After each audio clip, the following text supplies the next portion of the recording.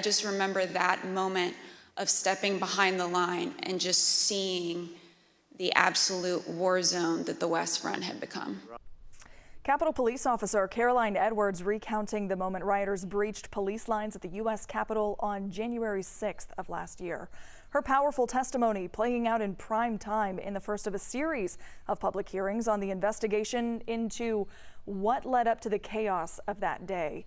Edwards is an Atlanta native and a University of Georgia graduate, and right now Georgia is the only state lawmaker specifically named in the first of what will be several hearings.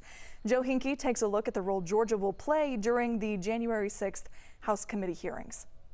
Thursday night, Americans saw never-before-seen video of the riot at the U.S. Capitol. U.S. Capitol Police Officer Carolyn Edwards, a Georgia native, struggles to rewatch that day. When somebody shows me footage of the 6th, I have to have them turn off the sound, because that sound that's screaming, it takes me back to a very bad place. During the first public January 6th hearing, though, it was carnage.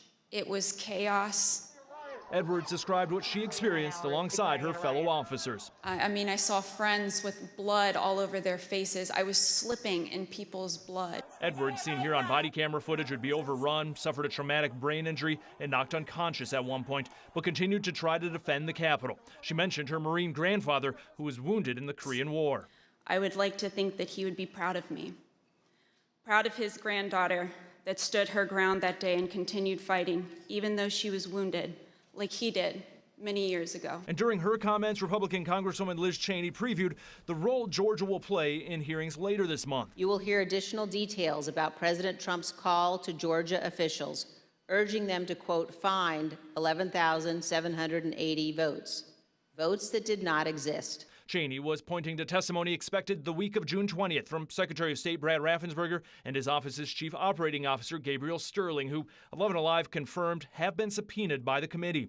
Trump is also accused of attempting to have the Department of Justice meddle in Georgia's election, including sending this letter to Georgia and 5 other states, saying the U.S. Department of Justice had, quote, identified significant concerns that may have impacted the outcome of the election. The DOJ, though, repeatedly told Trump otherwise, Cheney says.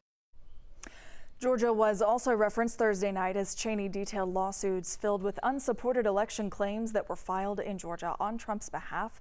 She also mentioned documents a judge this week ordered to be turned over to the committee, including emails involving Georgia officials. Details of those emails could come out in hearings later this month.